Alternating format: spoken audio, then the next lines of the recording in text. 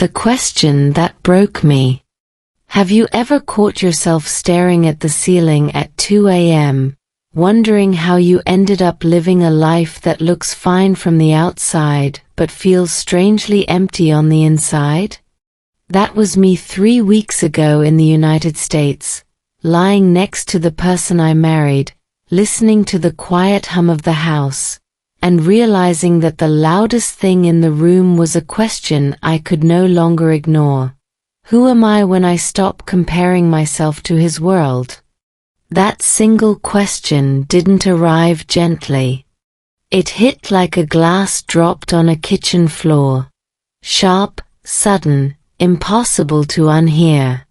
From the outside, everything looked stable. A family. Children asleep in their rooms. A husband who had built his own version of success. A life that, according to social standards, should have made me grateful. And I was grateful. That's what made the question even more uncomfortable. Because gratitude and suffocation can exist at the same time, and no one really warns you about that part. Especially when you move through marriage slowly shrinking yourself, one comparison at a time. You might recognize this feeling. Not because you are married to my husband, but because your brain works the same way mine does. The human brain is a comparison machine. Neuroscience shows that our self-worth often activates in the same neural networks as social evaluation. In simple terms, your brain constantly asks, where do I stand compared to the people closest to me?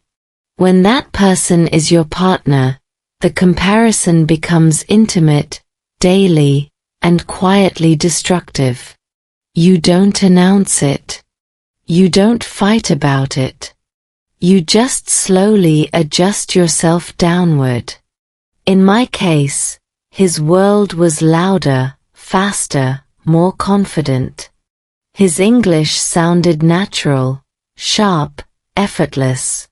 Mine felt careful, slow, almost apologetic.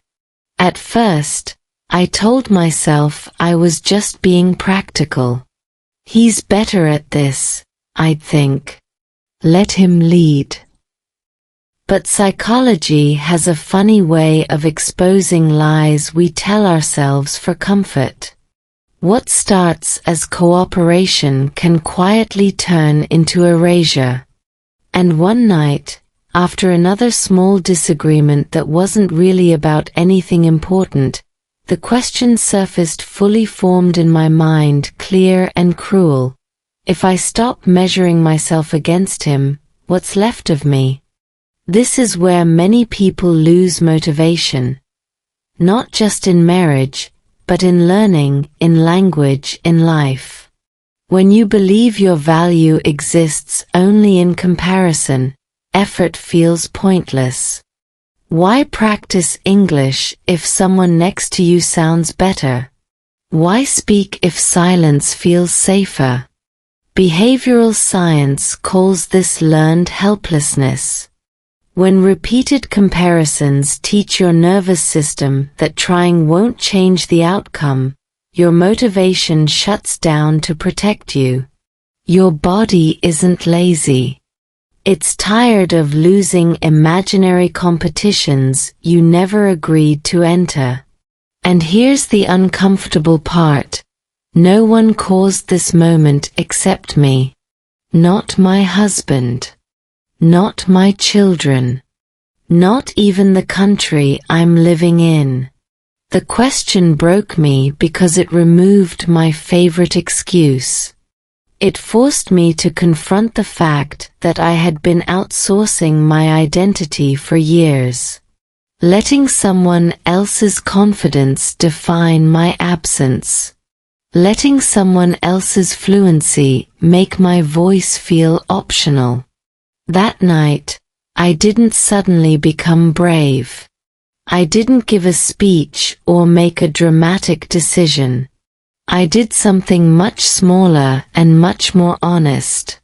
I opened my phone, played a slow English audio, and listened, not to improve, not to compete, but just to stay present with my own thoughts. Sentence by sentence. Breath by breath. Research shows that slow, low-pressure language exposure can calm the amygdala, the part of the brain responsible for fear and threat detection. In other words, when you remove judgment, your brain becomes willing to listen again. So if you're here, watching this, maybe you're not lazy either. Maybe you're just exhausted from comparing your inner life to someone else's highlight reel. Maybe the reason English feels hard isn't because you're bad at it, but because every word feels like a test you're already failing.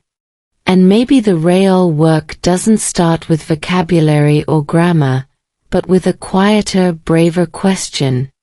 One that doesn't ask who's better, but asks who you are when no one is scoring you. That question broke me. But it also opened the door to everything that comes next. Living inside his world. Imagine waking up one morning and realizing you've memorized someone else's routine better than your own thoughts. You know when they're confident, when they're impatient, when they expect you to nod instead of speak. That's what it feels like to live inside another person's world. Not dramatically trapped, not obviously oppressed, just quietly adjusted. I didn't move into my husband's world all at once. I tiptoed. One small compromise at a time. One "it's okay" that wasn't really okay. In his world, things moved fast. Decisions were efficient. Conversations were sharp. English wasn't something he thought about, it just happened through him. Meanwhile, I became the translator of myself. I simplified my sentences. I softened my opinions. I paused longer than necessary, not because I didn't know what to say, but because I wasn't sure it deserved space. Psychologists call this self-silencing, a pattern often seen in close relationships where harmony feels safer than authenticity. Your nervous system learns that speaking fully creates friction, so it learns to shrink instead. What's dangerous about this kind of shrinking is how reasonable it feels. You tell yourself you're being supportive, adaptable, mature. But adaptation without boundaries slowly rewires your identity. Studies in relationship psychology show that when one partner consistently accommodates, their sense of self becomes externally anchored. Your value starts to depend on how well you fit, not on who you are. That's when motivation dies, not loudly, but like a phone battery draining while you're still using it. I noticed it first in my body, not my thoughts. My shoulders were always slightly raised. My breathing stayed shallow during conversations. These are classic signs of low-grade stress, the kind your body carries when it's constantly monitoring itself. Don't interrupt. Don't sound unsure. Don't say it wrong. And when English entered the picture, the pressure doubled. Language learning experts talk about effective filters, emotional barriers like anxiety and fear that block comprehension. Living inside his world kept my filter permanently high. You might think this only happens in dramatic relationships. It doesn't. It happens in quiet kitchens. In car rides where the radio fills the space you don't. In family dinners where you let someone else explain things for you because it's faster. Over time, your brain associates speaking with risk and silence with safety. So when you try to practice English, your mouth freezes. Not because you don't know the words, but because your body has learned that being wrong feels dangerous. There was a moment, small and forgettable to anyone else, when this clicked for me. We were discussing something trivial. Schedules, I think. He spoke confidently. I nodded automatically. Then he paused and said, "What do you think?" I opened my mouth, then closed it. Not because I had no opinion, but because my brain scanned his world first, checking if my thought would fit. That hesitation lasted maybe 2 seconds. But inside those 2 seconds was a whole history of self-erasure. Neuroscience explains this beautifully and painfully. When you consistently prioritize external approval, your prefrontal cortex, the part responsible for self-expression, gets overridden by the threat detection system. Your brain asks, will this disrupt the system I depend on? If the answer feels uncertain, it shuts you down. Again, not weakness. Protection. That night, after the house went quiet, I realized something uncomfortable. I didn't actually know what my world sounded like anymore. My thoughts existed, sure, but they echoed in someone else's structure. Even my English practice had turned into performance. Pronunciation over presence. Fluency over feeling. No wonder it felt exhausting. I wasn't learning a language. I was auditioning for acceptance. So I tried something different. No apps. No goals. Just slow listening. One short English story. Spoken gently. I didn't repeat out loud at first. I let the words pass through me without judgment. Language researchers note that passive listening in a low-stress state helps rebuild confidence pathways. It reminds your brain that sound doesn't always demand response. Sometimes it just wants company. Living inside his world taught me how easy it is to disappear politely. But it also showed me something important. If you can learn to shrink, you can learn to expand again. The nervous system is flexible like that. It adapts to safety. And safety, I was starting to understand, begins when you stop asking where you fit, and start asking where you are. 3 weeks of silence. Silence isn't empty. It's crowded. It fills rooms, stretches between sentences, and presses against your chest when you're pretending everything is fine. 3 weeks ago, our house in the United States became unusually quiet.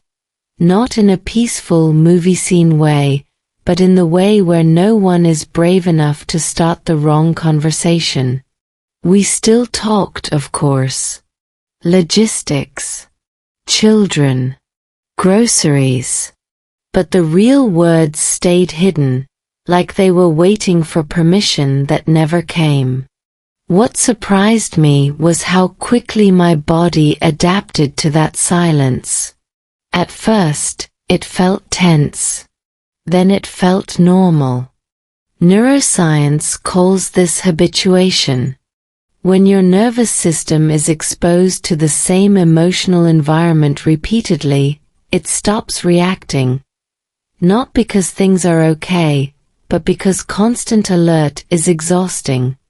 Silence became the new baseline. And once that happens, even the idea of speaking feels disruptive, almost rude.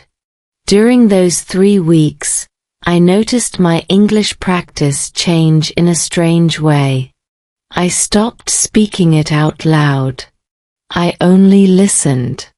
Not because listening was my plan, but because silence had trained me well. Studies on language acquisition show that output, speaking, requires a sense of psychological safety.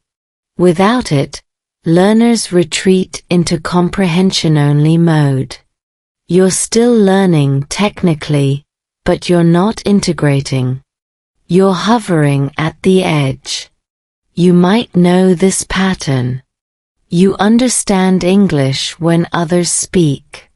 You follow videos, podcasts, stories. But when it's your turn, your mind goes blank. That blankness isn't a lack of knowledge.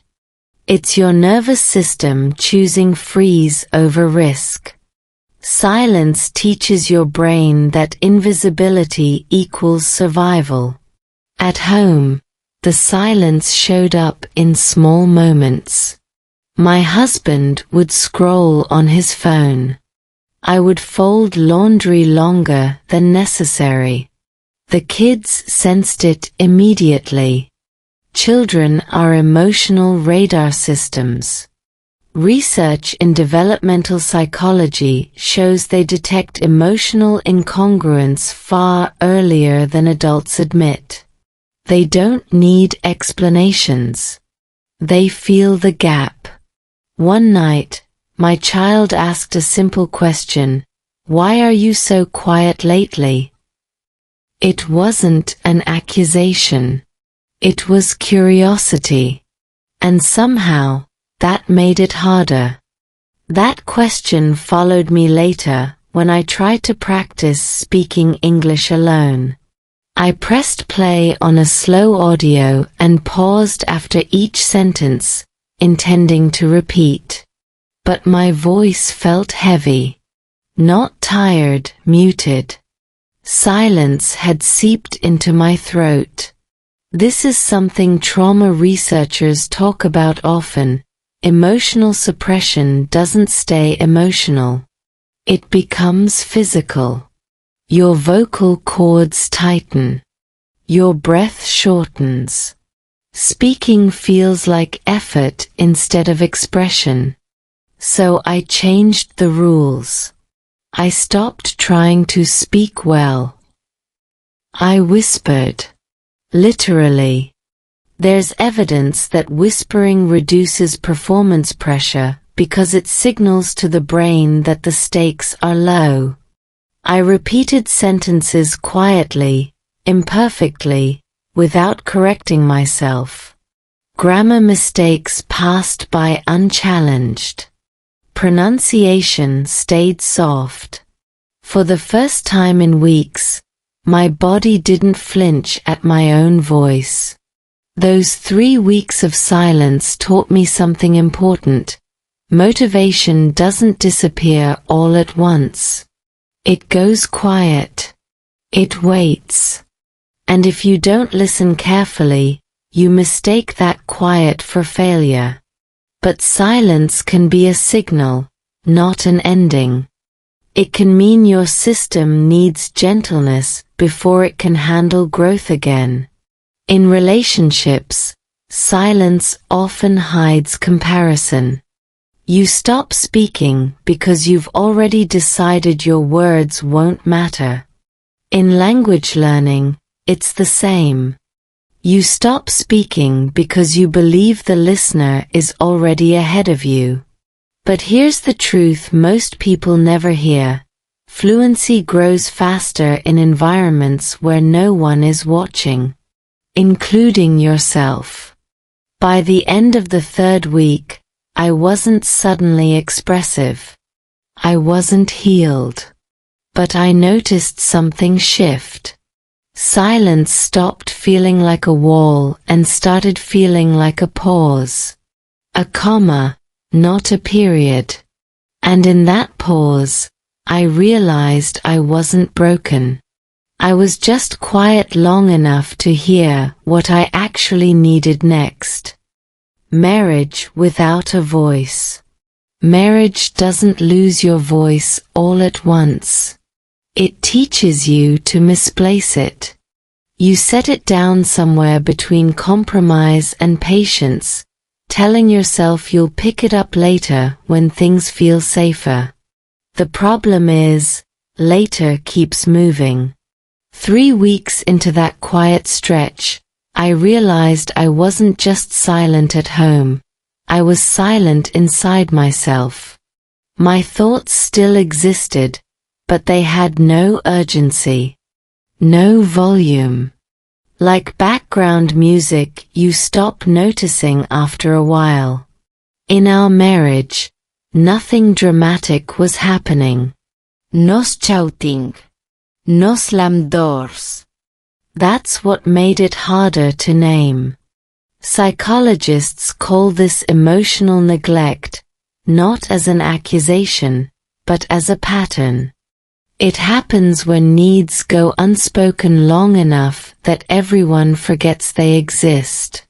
When there's no language for discomfort, the brain learns to minimize it. You tell yourself you're being mature, but what you're really doing is training your nervous system to disappear politely. I saw it clearly one afternoon when we were talking about the kids' schedules. He spoke quickly, confidently, already solving the problem. I nodded, agreed, adjusted. Halfway through, I felt a thought rise, something I actually cared about. And then it dropped. Not because it was wrong, but because it felt unnecessary. That's the moment your voice doesn't get taken from you. That's the moment you hand it over. From a neurological perspective, repeated self-suppression reduces activation in the brain areas responsible for self-assertion. Over time, your brain saves energy by not generating responses it believes won't be used. This is why silence starts to feel automatic. You're not choosing it anymore. Your brain is. This pattern spilled directly into my English learning. Speaking a second language already demands vulnerability. You sound younger. Slower, less precise. When your primary relationship doesn't feel safe for full expression, adding a foreign language feels like emotional overload.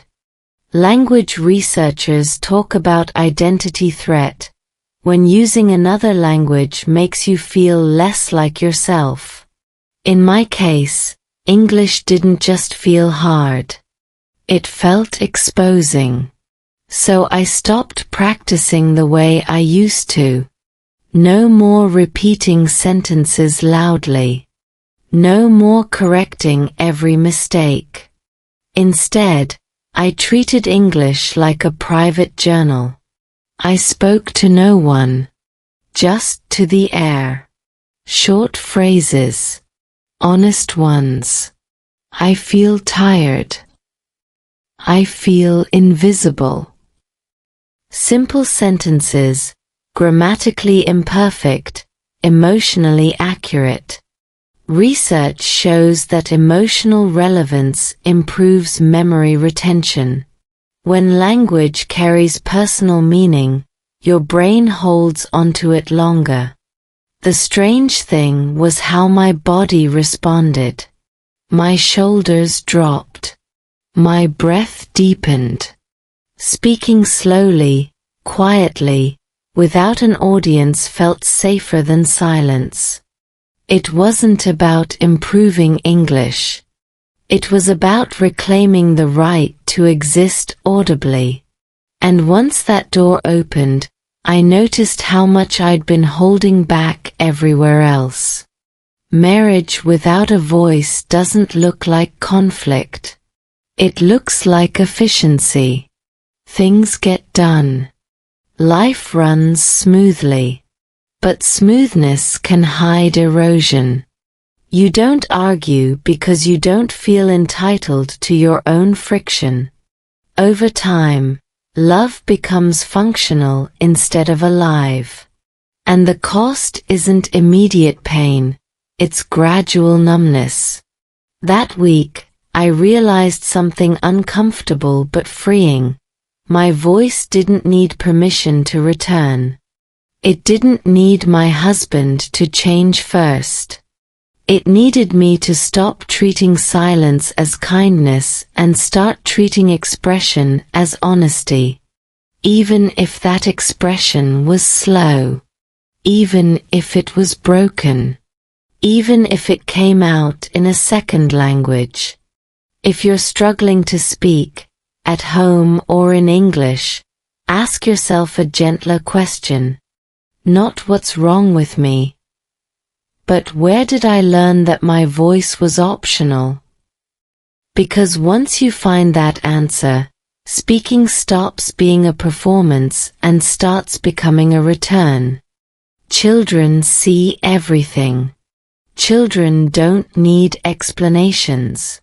They read the atmosphere the way sailors read the wind. Long before I admitted anything to myself, my children had already adjusted to the emotional weather of our home. They spoke more softly. They asked fewer questions. They watched our faces more than our words. Developmental psychology confirms this. Children are exquisitely sensitive to emotional inconsistency, even when adults believe they're hiding it well. One morning as I was making breakfast, my child asked, "Are you tired again?" The word again landed harder than the question itself. I realized that my silence had developed a pattern visible enough for a child to notice. Emotional states, especially suppressed ones, don't stay internal. They leak through tone, posture, timing. And children, unlike adults, don't rationalize what they feel away. Research shows that when parents suppress emotions, children often internalize responsibility. They don't know why the house feels heavy, so they assume it has something to do with them. That realization shook me more than any argument could have. My silence wasn't neutral. It was communicative. It was teaching my children how to handle discomfort by shrinking. This hit me again during English practice. I was listening to a slow story, pausing after each sentence. My child sat nearby, drawing quietly. I hesitated before repeating a line out loud. Then I heard a small voice say, "You can say it." Not correcting me. Not teasing. Just permission. That moment reframed everything. My children weren't judging my English. They were watching whether I allowed myself to exist fully. From a learning perspective, modeling matters more than instruction. Studies in educational psychology show that children absorb attitudes toward learning by observing emotional responses, not outcomes. If they see effort paired with shame, they learn avoidance. If they see effort paired with curiosity, they learn resilience. My silence was teaching the wrong lesson. So I changed something small. I started narrating simple things in English around the house. Not lessons. Not drills. Just life. I'm making tea. I need a break. Slow. imperfect, real. Language acquisition research calls this low-stakes output, using language without evaluation. It lowers anxiety and increases confidence over time. But more importantly, it changed the emotional tone of the room. My children started responding naturally. They didn't correct me. They didn't perform. They listened. Sometimes they repeated words playfully. Sometimes they ignored me completely. Both were fine. What mattered was that my voice re-entered the space. Not loudly. Not dramatically. Just consistently. I noticed something else too. As my voice returned, the tension in the house softened. Nothing external changed. Same routines. Same responsibilities. But emotional availability shifted. Neuroscience explains this through co-regulation. When one nervous system calms and opens, others respond. My children didn't need a perfect mother. They needed a present one. That's when I understood the deeper cost of comparison. When I compared myself to my husband's world, his confidence, his fluency, I wasn't just diminishing myself. I was modeling self-erasure. Children learn who they're allowed to become by watching who we allow ourselves to be. If you're learning English while raising a family, know this: your accent is not a flaw. Your pauses are not weaknesses. They are evidence of courage. Speaking slowly in a world that rushes is a form of leadership your children will remember long after they forget your words. Children see everything. But that also means they see growth. They see effort. They see honesty. And sometimes, without realizing it, they give you back the permission you forgot you needed. Why we compare ourselves. Comparison doesn't start as cruelty. It starts as orientation. Your brain is constantly asking, am I safe here? Do I belong? And to answer that, it scans the people closest to you. Especially the ones you love. Especially the ones you live with. Psychologists call this social comparison theory, but honestly, it's just your brain trying to figure out where to stand without bumping into danger. The problem is, comparison doesn't stop when it has enough information. It keeps going, like an app running in the background, draining your battery while pretending to help. In my marriage, comparison slowly replaced curiosity. Instead of asking, what do I need? I kept asking, how do I measure up? And once your identity becomes a measurement, peace becomes impossible. Neuroscience gives us a brutal but useful insight here. When you compare yourself upward, toward someone you perceive as more capable, your brain activates threat circuits. Cortisol rises.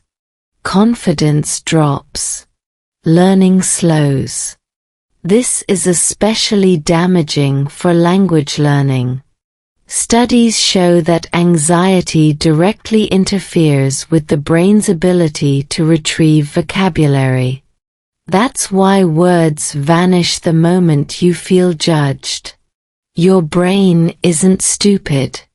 It's defending you. I compared my English to my husband's fluency. His words flowed. Me necesitated. So my brain concluded something dangerous. Silence is safer. Over time, That conclusion hardened into habit. And habits don't feel like choices. They feel like personality. You start saying things like, "I'm just not confident," when what you really mean is, "My nervous system learned to hide." What makes comparison so sticky is that it pretends to motivate you. Society tells you comparison pushes growth. Sometimes it does, briefly. But long-term, it erodes intrinsic motivation. Self-determination theory explains this clearly. When your sense of worth depends on external standards, internal motivation collapses. You stop learning for meaning and start performing for survival. Here's the twist most people miss. Comparison isn't about the other person. It's about uncertainty inside you. When you don't feel anchored in who you are, your brain borrows someone else's structure. Their confidence becomes your ruler. Their success becomes your shadow. And shadows always make you feel smaller. Once I understood this, I stopped trying to think positive. That never worked. Instead, I reduced exposure. I practiced English alone. Slowly. With no reference point. No benchmark.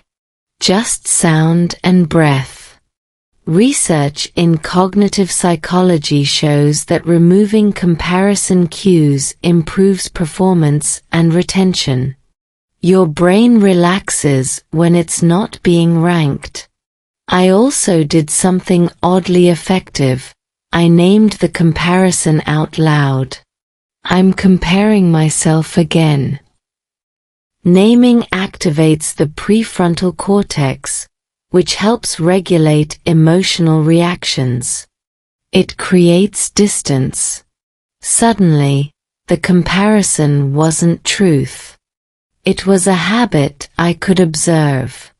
If you feel stuck in English, ask yourself gently, who am I comparing myself to? Not to judge the answer, just to see it clearly. Because the moment you stop competing in races you never signed up for, your energy returns. And learning becomes possible again. Comparison doesn't make you better. Safety does. And safety begins when you stop asking who's ahead, and start asking who you are becoming. English became my escape. It's strange how the thing you avoid can quietly become the place you hide. For me, English did exactly that. Not the fast, confident English you hear in meetings or movies, but slow English. Gentle English. The kind that doesn't demand applause when you finish a sentence. 3 weeks into emotional exhaustion, English stopped being a skill I needed to improve and started becoming a space where I could breathe without explaining myself. At first, I didn't notice the shift. I told myself I was just tired. Too tired to practice properly. Too tired to push. But cognitive science explains this pivot beautifully. When emotional resources are low, the brain seeks environments with low judgment and predictable structure. Slow English offered that. Clear sentences. Calm pacing. No emotional history attached. Unlike marriage conversations, English didn't carry years of misunderstanding. It met me where I was. You might feel this too. When life feels heavy, scrolling feels easier than speaking. Listening feels safer than responding. Language learning research calls this input refuge, using comprehension as emotional regulation. You listen not to master the language, but to stabilize yourself. And there's nothing wrong with that. In fact, studies show that listening in a relaxed state increases long-term retention more than forced output under stress. I would sit alone, headphones on, listening to a slow story. Sometimes I didn't even follow every word. Sometimes I replayed the same sentence 3 times, not to memorize it, but because the rhythm felt steady, predictable. My nervous system needed that steadiness more than vocabulary. Trauma-informed learning theory emphasizes this. Regulation comes before integration. Your brain can't learn when it's bracing. Here's what surprised me. As English became my escape, my motivation returned, not dramatically but honestly. I started repeating sentences quietly, not because I should, but because I wanted to hear myself exist again. My voice, even in broken English, felt less risky than silence in my own language. There's psychology behind this too. Speaking in a second language can create emotional distance, making difficult feelings easier to express. The words don't carry the same weight, so the fear softens. I practiced one simple habit. 1 sentence a day. Spoken slowly. No correction.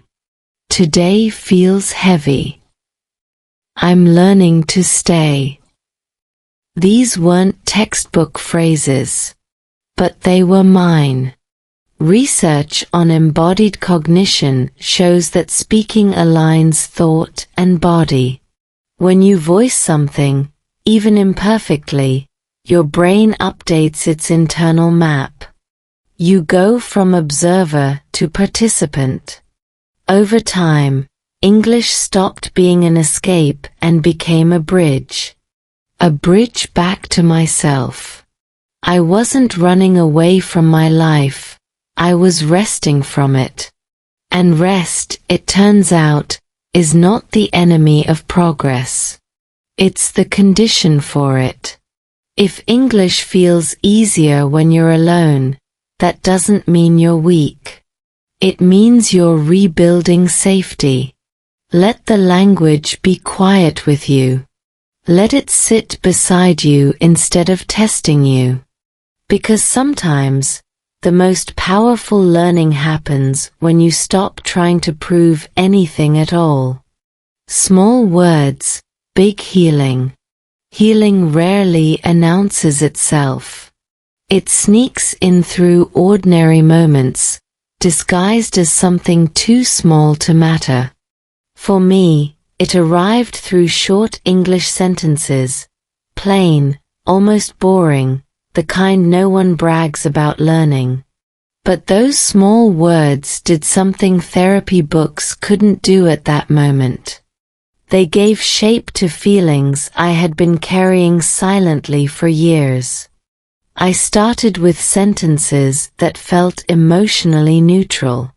I'm sitting here. It's quiet now. Language researchers emphasize the power of concrete present tense statements for nervous system regulation. When you describe what is, not what should be, your brain exits threat mode.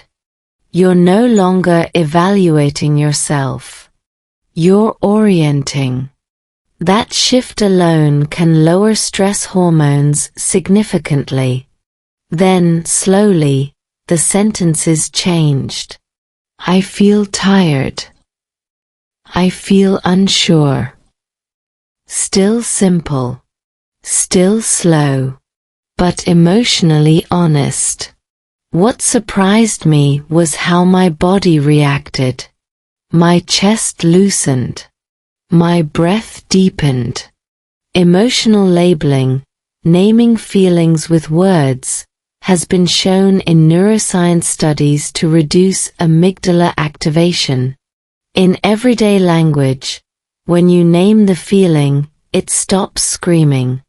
English helped because it created just enough distance. In my native language, those sentences felt heavy, loaded with expectation. In English, they felt lighter, almost experimental. I wasn't confessing. I was practicing. That difference mattered. Psychologists call this affective distancing. Using a second language can make emotional expression feel safer because it bypasses deeply ingrained emotional associations. I also noticed something subtle but important. My perfectionism softened. When your vocabulary is limited, you can't over-explain. You get to the point. And that simplicity is healing. Instead of narrating my pain endlessly, I acknowledged it and moved on.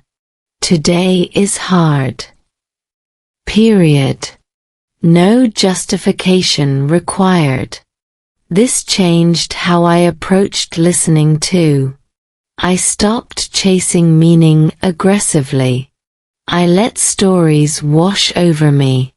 Research shows that comprehension improves when learners release the pressure to understand every word.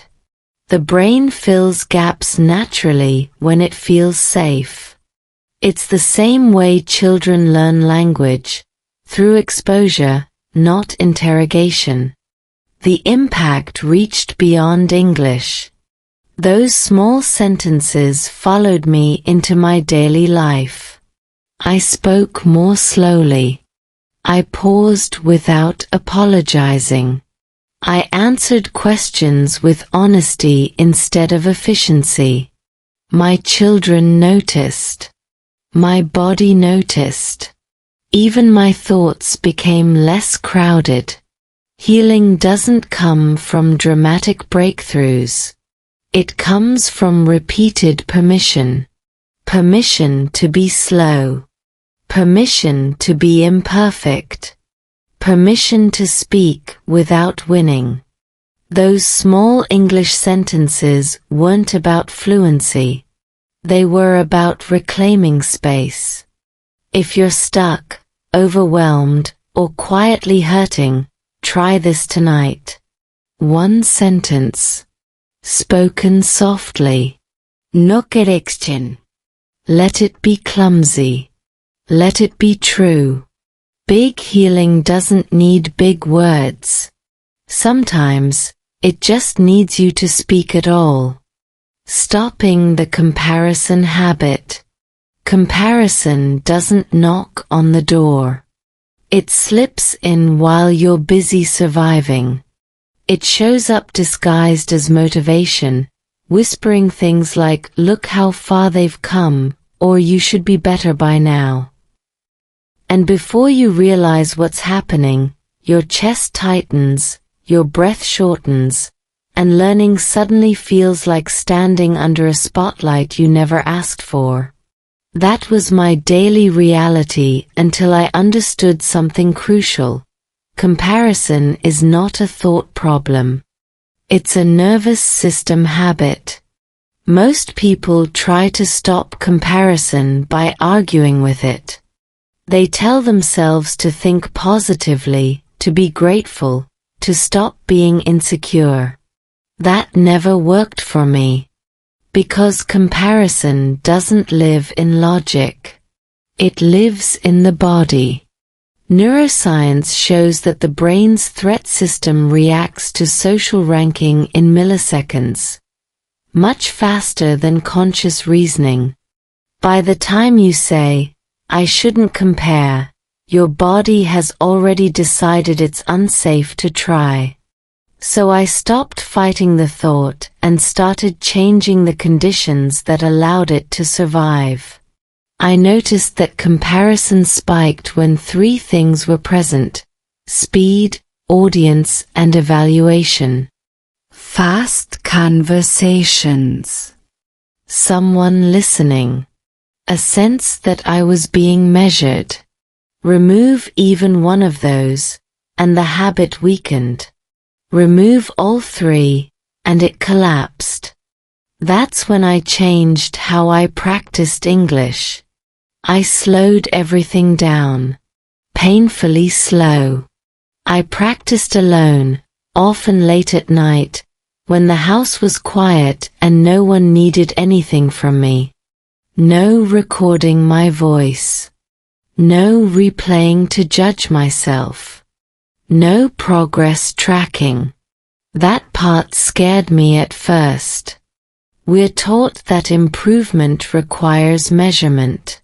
But behavioral science tells a different story. Habits driven by self-surveillance tend to collapse under pressure. Habits driven by safety tend to stick. When there was nothing to compare against, my brain finally relaxed. I also changed what I listened to. I stopped consuming perfect English. Not because it was bad, but because it triggered automatic ranking. Instead, I chose slow speakers. Pauses. Human voices with warmth and imperfections. Language acquisition research shows that learners feel more confident when exposed to relatable input rather than idealized models. Confidence isn't built by admiration. It's built by familiarity. The comparison voice didn't disappear overnight. It still showed up sometimes, especially on tired days. But I stopped negotiating with it. When the thought came, "You're worse than him," I labeled it gently, comparison. Nothing more. Naming activates the prefrontal cortex, the part of the brain responsible for regulation. It creates just enough distance to stop the emotional spiral. I didn't argue. I didn't justify. I noticed and returned to the sentence I was practicing. Curiously, as comparison faded, something else came back: curiosity. I started noticing how words felt instead of how they sounded. How certain sounds slowed me down. How silence between sentences felt spacious instead of awkward. Curiosity activates dopamine, which strengthens learning pathways. This is why children learn languages so effortlessly. They explore without ranking themselves. Comparison had been blocking that system entirely. This shift didn't stay contained in my English practice. It spilled into my marriage. I listened without preparing my response. I spoke without checking if my words were good enough. Not perfectly, but more honestly. Comparison had been stealing my presence, not just my confidence. Without it, conversations felt less like performances and more like exchanges. Here's the part no one tells you: stopping comparison doesn't make you confident overnight. It makes you available. Available to learn. Available to feel. Available to stay in the moment instead of constantly evaluating it. And availability is far more powerful than confidence. If you're stuck, exhausted, or silently competing with someone you love, try this experiment for 1 week. Practice English where no one can hear you. Choose slow input. Speak without correcting. When comparison appears, name it and return. That's it. No more Sebastian speeches. No pressure. Just fewer conditions for self-judgment to survive. Comparison is loud because it's scared. When you stop feeding it attention, it quiets down. And in that quiet, learning finally has room to breathe. Who am I without his world? There's a strange moment that happens when you stop orbiting someone else's gravity. At first, you feel weightless. Not free, lost.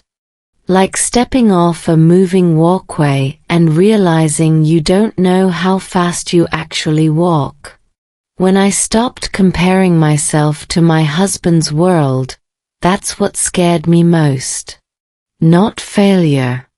Not loneliness. Emptiness.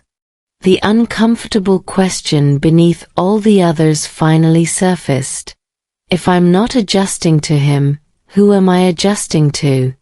For years, my identity had been relational. I was efficient where he was decisive. Quiet where he was confident. Supportive where he led. None of these roles were wrong. But neuroscience makes something painfully clear. When your sense of self depends too heavily on external reference points, your brain struggles to generate intrinsic motivation. You don't act from desire.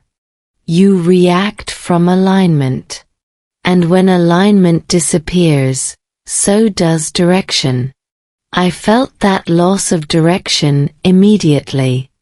Even my English practice felt different. Without the silent competition, without measuring my fluency against his, there was no clear benchmark.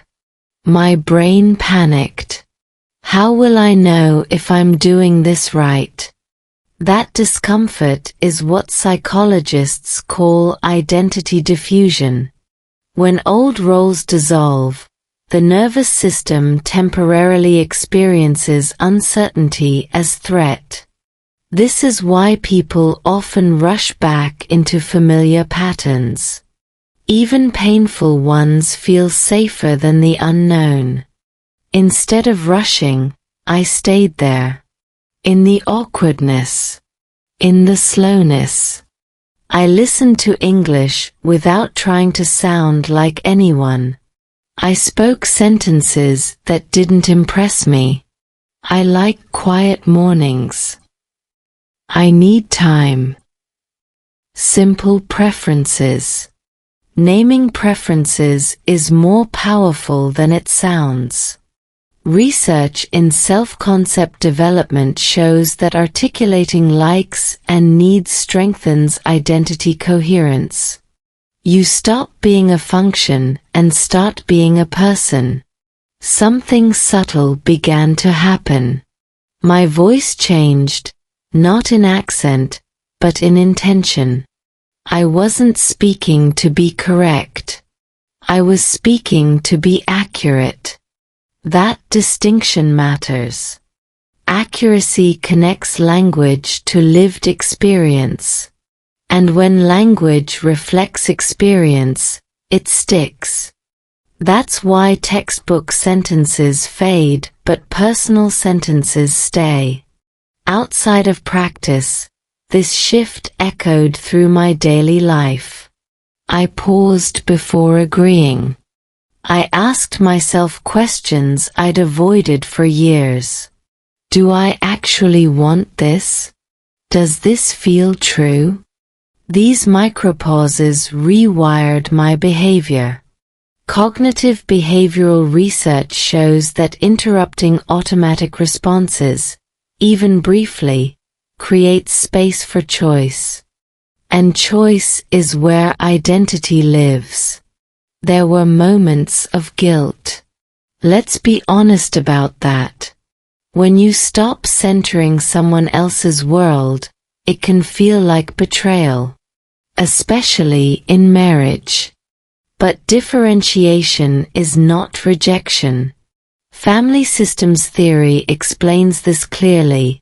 Healthy relationships require two distinct selves, not one dominant orbit. I wasn't leaving the relationship. I was re-entering it as myself. English helped me practice that distinction safely. In another language, expectations loosen. You're allowed to be slower, less polished, more honest. I used English to rehearse boundaries before speaking them aloud in my native language. I need space. I'm not ready. Practicing these sentences privately reduced the emotional charge when I eventually needed them. The more I explored who I was without his world, the more grounded I felt inside it. Paradoxical, but true. When you stop disappearing, connection deepens. My presence became steadier, less reactive. And that steadiness was noticed, not because I announced it, but because I stopped apologizing for existing. If you're afraid to stop comparing yourself, ask yourself why. Often, comparison feels like identity because it's familiar. But familiarity isn't truth. You are not a reflection. You are a source. And when you learn from that place, even slowly, even imperfectly, your motivation returns naturally.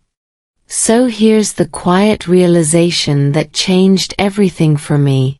Without his world to measure myself against, I didn't become less. I became specific. And specificity, knowing what's yours, is where real confidence begins. Rebuilding love and family. Rebuilding doesn't start with a grand conversation. It starts with noticing what you stopped doing when you were tired of disappearing. For me, rebuilding love and family didn't look like emotional speeches or sudden breakthroughs. It looked like slower mornings. Fewer automatic yes. More pauses before answering questions I had trained myself to resolve quietly. The shift was subtle enough that no one could point to the exact moment it began, and that's why it worked. Family systems psychology teaches us something counterintuitive. Relationships stabilize not when everyone agrees, but when each person becomes more regulated within themselves. When I stopped comparing myself, my nervous system settled. And when one system settles, others adjust automatically. This is called emotional contagion, but the calming kind. My presence changed before my words did. I noticed it first with my children. They approached me more. Not with demands, just proximity. Sitting beside me. Talking without rushing. Children are drawn to emotional availability, not perfection. When I spoke more slowly, they listened more patiently. When I made mistakes in English and didn't apologize for them, they learned that effort didn't require shame. Educational psychology confirms this. Children internalize emotional attitudes toward learning far more than techniques. Rebuilding love with my husband was quieter. There were no dramatic confrontations. Instead, there were moments where I didn't fill the silence. I let it exist without rushing to smooth it over. This matters more than it sounds. Research on relational dynamics shows that tolerating silence increases emotional safety. Silence stops being a weapon and becomes space. I also started speaking differently, not more but more truthfully. Short sentences. Clear boundaries. I need time. That doesn't feel right. Practicing these in English first gave me emotional distance. Linguistic studies show that using a second language can reduce emotional reactivity, making difficult statements easier to deliver calmly. When I later spoke in my native language, the words carried less charge. Love began to rebuild not because anyone changed dramatically, but because I stopped managing everyone's comfort. I let conversations be slightly uncomfortable. I let misunderstandings linger long enough to be addressed instead of buried. This was terrifying at first. But cognitive behavioral research is clear: avoidance maintains anxiety. Exposure reduces it. Each honest moment lowered the fear threshold. Family routines shifted almost invisibly. Dinner conversations slowed. Eye contact lasted longer. Laughter returned, not loud but real.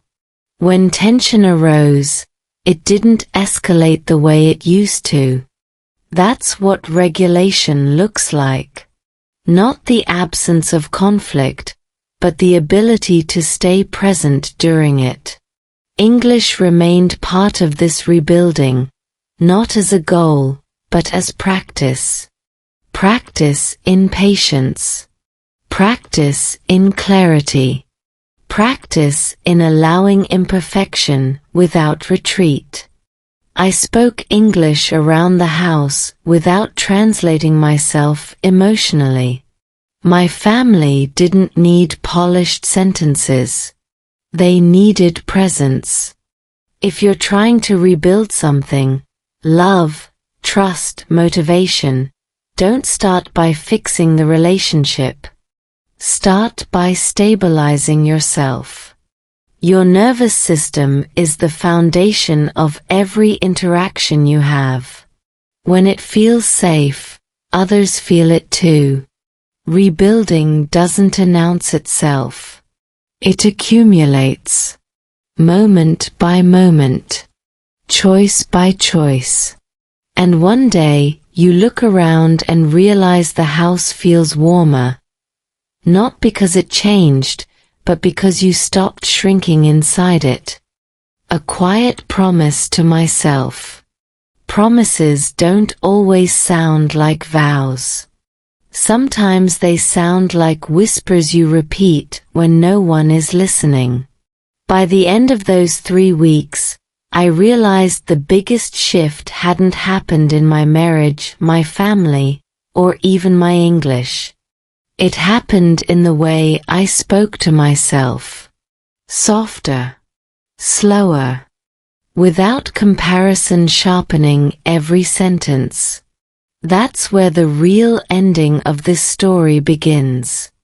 One evening, after the children were asleep and the house settled into its familiar nighttime breathing, I sat alone and listened to a slow English recording. I didn't press pause to repeat. I didn't analyze meaning. I just listened. And suddenly, without planning to, I said out loud, "I'm still here." Simple sentence. Imperfect pronunciation. But it landed. Neuroscience tells us that self-directed speech activates the same emotional regulation circuits as supportive dialogue from others. In other words, the way you talk to yourself can physically change how safe you feel. That moment became a quiet promise. Not a dramatic declaration, not a resolution for the new year. Just a commitment to stop abandoning myself when things felt uncomfortable. To stop shrinking when someone else's world felt bigger. To stop treating my voice, my learning, my needs, as optional. I promised myself a few small things. I would practice English without turning it into a test of worth. I would speak slowly without apologizing for the pace of my healing. I would notice comparison when it appeared and gently set it down instead of letting it steer my behavior. Research in habit psychology shows that identity-based promises, "This is who I am becoming," are far more effective than outcome-based goals. I wasn't promising fluency. I was promising presence. Family life didn't suddenly become perfect. Let's be honest. There were still tired mornings. Still misunderstandings. Still moments when old patterns tried to pull me back in. But now, I noticed sooner. And noticing is powerful. Awareness shortens the distance between impulse and choice. That's where growth lives. My children continued watching, as they always had. But now, what they saw was different. They saw me pause instead of disappear. They saw me try instead of retreat. Developmental psychology tells us that children learn resilience by observing regulated struggle, not success without effort. I wasn't teaching them English. I was teaching them how to stay with themselves. As for my marriage, the promise wasn't to fix everything. It was to show up honestly. To speak when something mattered. To listen without erasing myself. Family systems theory reminds us that when one person shifts their internal position, the entire system reorganizes. I didn't need to control outcomes. I needed to stay anchored. English remained my companion in this process. Not the loud, competitive English of achievement, but the quiet English of reflection. Sentences like, "I choose to stay." "I don't need to rush." These weren't affirmations meant to convince. They were reminders meant to ground. Linguistic research shows that language shapes perception. The words you repeat become the lenses through which you see yourself. If you're watching this and feeling stuck, tired of comparing, tired of starting over, tired of feeling behind, hear this clearly. You are not late. You are not broken. You are regulated or dysregulated, safe or threatened. And learning only happens on the side of safety. So here's the promise I want to pass on to you, quietly, without pressure. Promise yourself you won't disappear just because someone else shines. Promise yourself you'll learn at the speed your nervous system can handle. Promise yourself that your voice, accented, slow, imperfect, is still a voice worth hearing. Because when you stop comparing yourself to someone else's world, you don't lose direction. You gain orientation. You remember where you stand. And from that place, growth stops feeling like a fight and starts feeling like a return. That was my promise to myself. And it's still unfolding, one slow sentence at a time. If this story felt uncomfortably familiar, that's not an accident. It means you're standing at the same quiet edge I once stood on, the moment where comparison starts losing its power, and your real voice begins asking to be heard. This channel isn't about perfect English, fast fluency, or sounding like someone else. It's about learning English slowly, through real stories, real emotions, real life, marriage, family, children, and the parts of ourselves we almost forgot.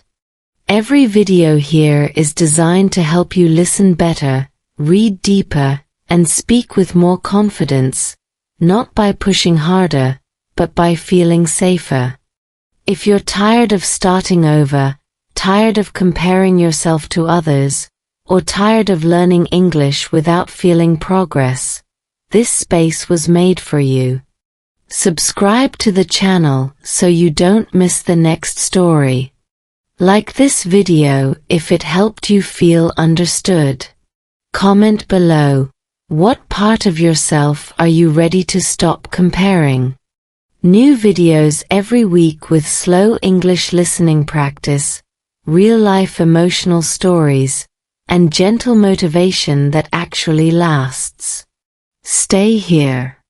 Learn at your pace. Your voice belongs in this world too.